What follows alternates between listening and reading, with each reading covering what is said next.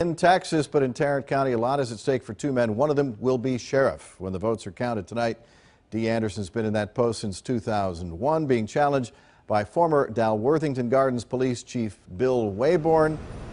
Chief joins us outside a Fort Worth polling place this morning. I want to point out Sheriff Anderson had agreed to join us as well, but tells us there was an emergency situation that he had to deal with at the office this morning. Chief, one of the biggest jobs is running the jail, and you have been critical of what's going on inside the Tarrant County Jail. For example, what? Well, there's a couple of things that are going on. We have the second highest turnover rate in the state going on there and the lowest morale in the last 20 years. In fact, our turnover rate's about 3 times that of Dallas County. And so we don't have appropriate staffing there to begin with. And now we need to move forward and correct that, certainly, and correct that morale. One of the ways you do that is raising pay, which is always a challenge in any correction system. But that's in the hands of county commissioners, not the sheriff.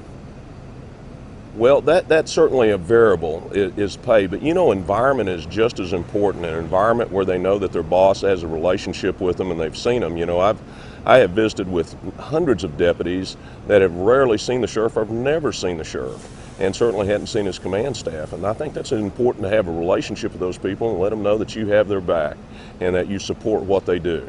Let's listen. We talked last night with both you and the sheriff, who, again, we want to point out, unable to join us this morning because of a situation going on at the office.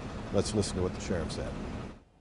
I mean, we have people from all over the country come look at that jail and admire that jail and want to build one just like it, and to say that we wasted money on it and that it was not usable and all the things he just made up. There was absolutely no basis for fact on it.